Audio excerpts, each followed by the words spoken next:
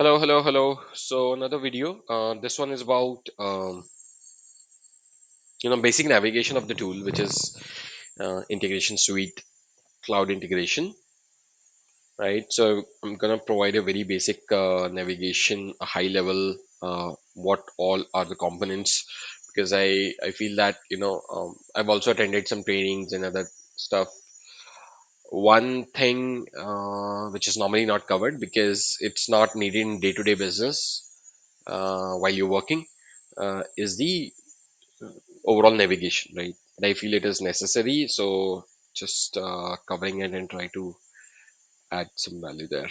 All right, so when you get on to your integration suite, uh, you know, uh, the older logins will get this screen, and the newer one will get slightly different screen.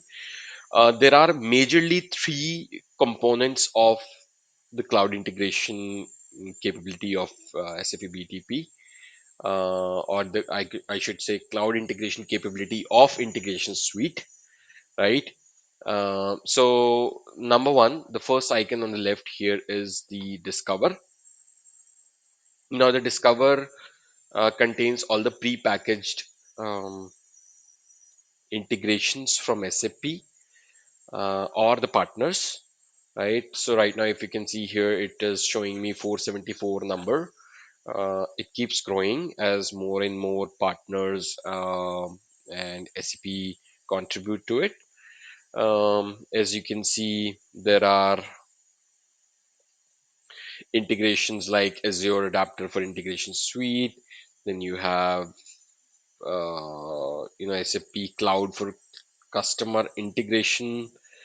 So that is C4C integration for with S4HANA. Then you have other similar ones, and you have digital manufacturing, and you have e-filing. There will be some country specifics as well, right? So lots of integration. So the way this can help us is, let's say you have a business scenario where you have the same functionality to be implemented.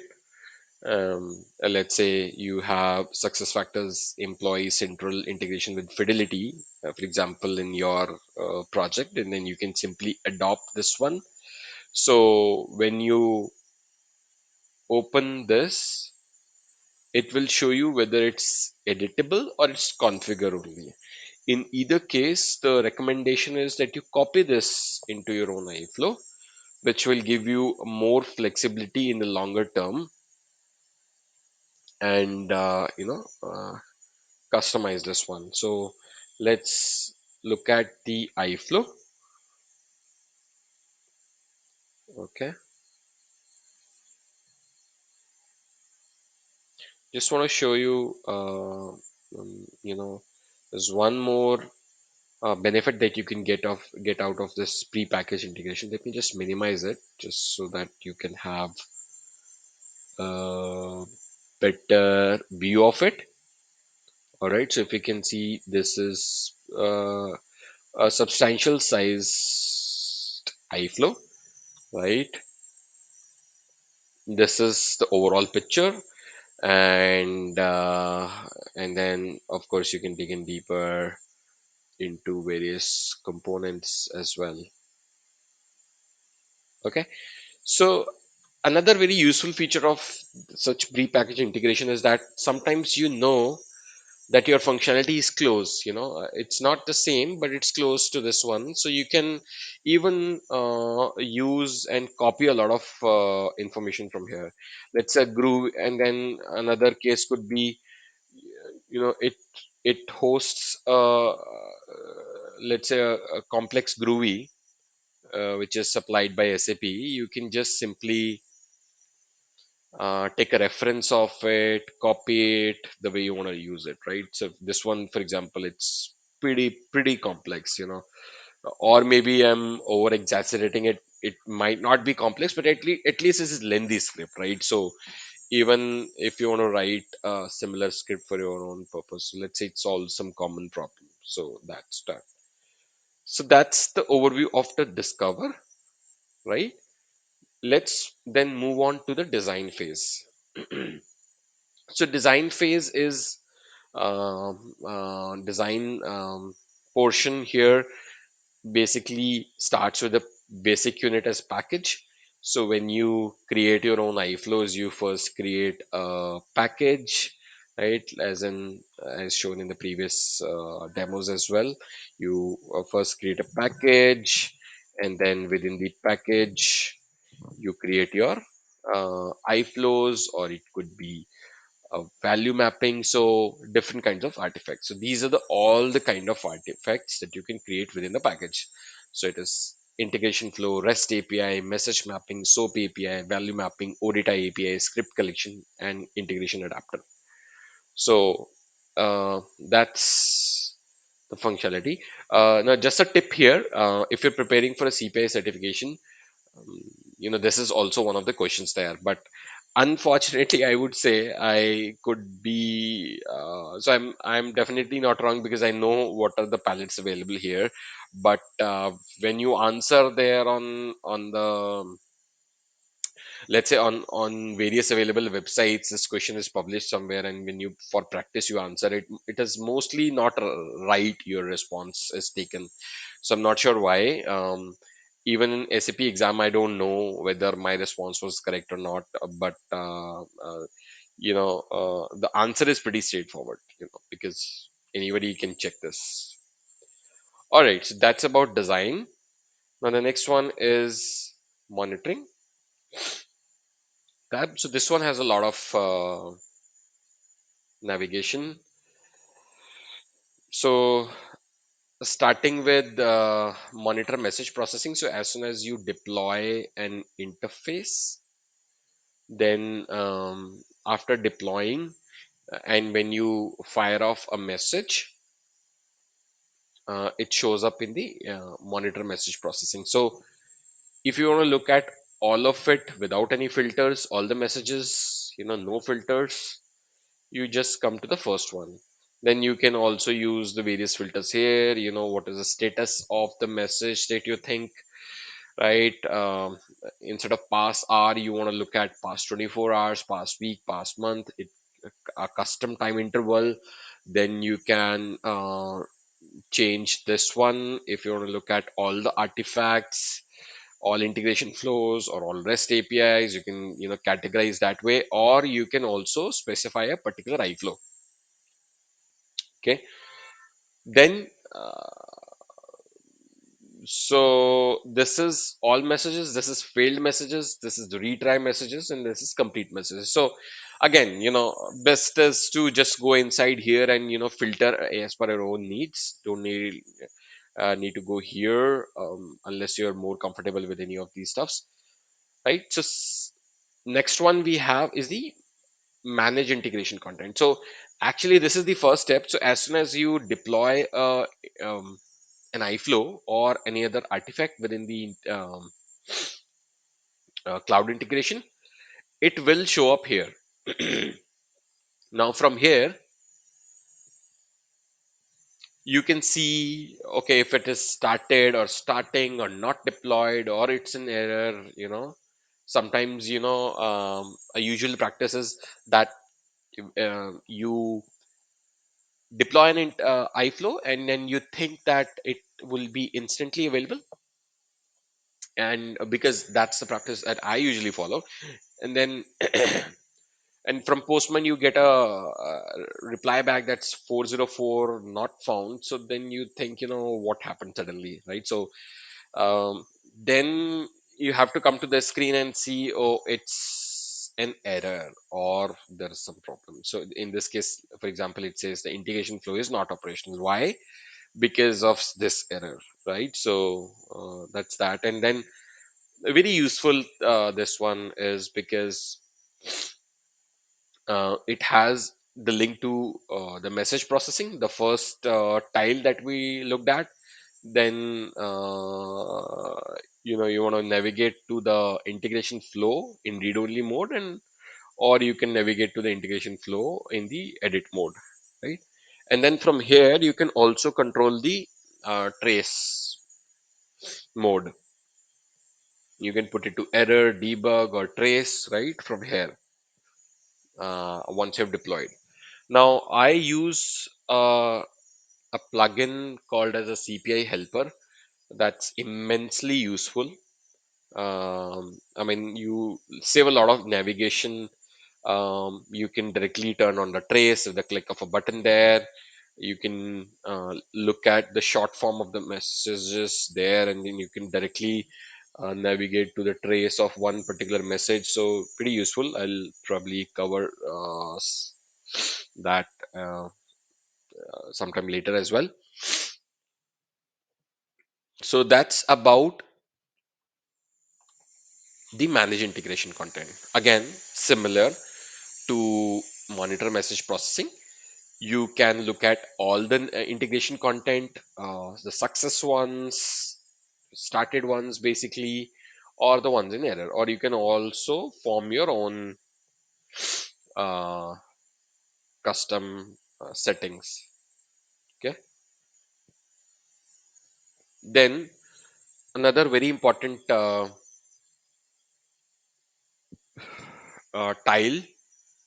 or set of tiles, I would say, is the managed security. So managed security has these tiles, all or at least three or four of them are extremely useful. The number one is security material. So in the security material, you create your credentials, that is user ID and password. The credentials are stored here, and then the same is used within your iFlow or in your connectivity test or anywhere else. And then you can also create your OAuth 2 client credentials, OAuth 2 SAML bearer assertion, OAuth 2 authorization code, and secure parameters. And then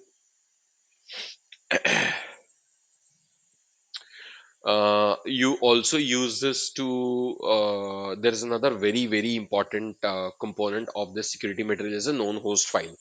So all the um, hosts with which you connect using the SSH connectivity, their SSH keys are stored in this in a file called known hosts. This is similar to any other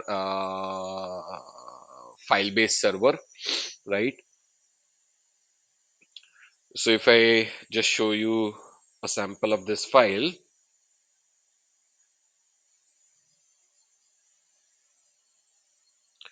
so this is how it looks like. Okay, so this is my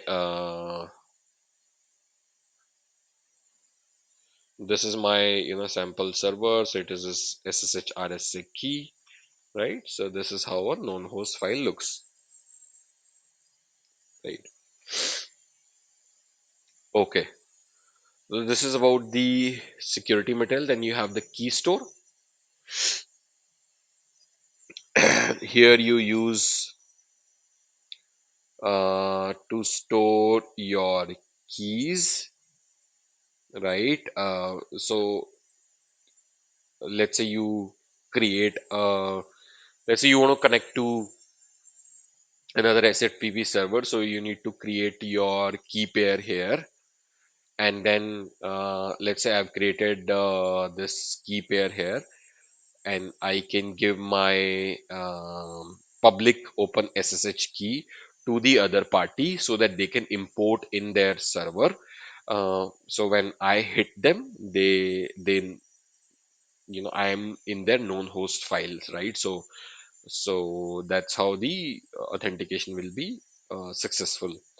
The others here are actually, apart from this Kafka, the rest are pretty much owned by SAP.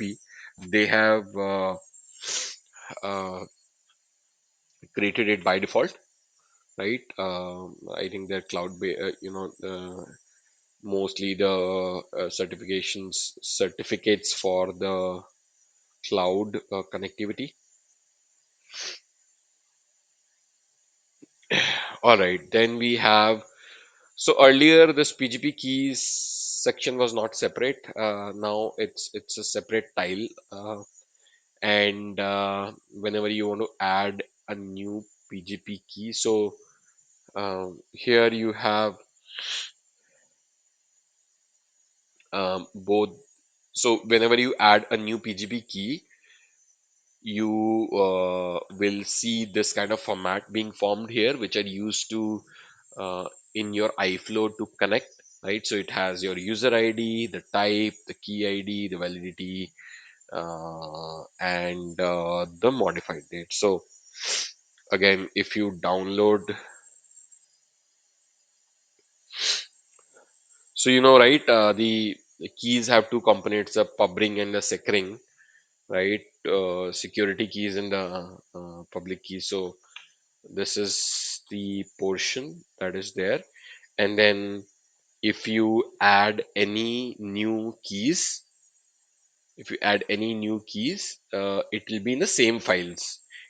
So sometimes if you don't know this, what you can do by mistake is just upload a new PGP key to this, assuming that, let's say if I select any file here, it will be overwritten. So whenever we want to do it, we have to be careful that we will download these files and add the new keys in the same files.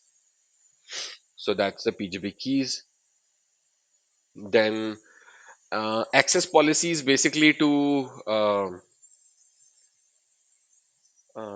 create a sort of a restriction on the artifacts that you are creating, and you can assign the user roles to it, right? So these are the user roles, right? So that's how it works. And then you have the connectivity tests. So connectivity test is extremely useful because the thing with the BTP is a iPass environment, right? So you don't have a command line where you can just test the connectivity with different parties, be it a TLS, SSH, FTP, SMTP, whatever it is, or even the cloud connector, right? So, so for that purpose, you have given here a GUI with which you can try and check the connectivity. For example, I just tested my connectivity with my cloud connector. It is success because I've already connected it. Similarly, here you can specify your SFTP server and choose the user ID credentials, and then you can test the connectivity, right? Then you have managed stores. So stores are nothing but, as the name says, um, the storage on the storage of data which is used across the iFlows on the BTP, on the cloud integration. So a basic element of the stores is a data store. Those data store is any entity which is identified by something called as an entry ID. So in this case, the entry ID is this, for example, right? And then uh, yeah, the content of the message and the ID of the message, right? So that's uh, pretty useful stuff. One of the use case for this one is we used to validate the duplicity of the incoming file. So we store, if you see, this is a hash value. We take the input file, convert it into a hash using message digest, and store it in the data store. And when the new file comes in, we compare the hash against this to determine if it's duplicate or its original file. Then we have variables. I think we can cover variable in a separate video, but just want to mention that you all the variables that you create within your iFlow are stored here, be it global or local. So global is common, visible across multiple iFlows, and local is within the purview of the one particular iFlow. Then you have message queues. Of course, so message queue is usually the JMS queues that we create to store the failed messages, right? So that's shown here. Then you have number range. Number range is again extremely useful stuff. So we can use it in the file name sequencing, adding a sequence or a number range towards the end of the file. So that's what a number range is. Then you have the message logs and the design term artifact logs. So this is like a SM12 in SAP, where you can just unlock the logged artifacts. For example, if showing a lot of artifacts here, so I can just go and unlock here, and then message logs is the you can release a particular message log from here. So yeah, that's pretty much about it. I could have been fast and maybe a couple of statements could be wrong as well. Please excuse me for that. The purpose of the main reason for that is the purpose of this session is just to explain you, just to show a basic navigation so that when you watch this and the next time you look at the screen you instantly know, okay, oh right, this is what it is about, right? It's not a foreign element to you. So that's the primary purpose. The purpose was not to dig in deeper in any of the tiles here, which we can do in other subsequent sessions as well. So hope this was of value to you. Thank you very much. Have a good day ahead.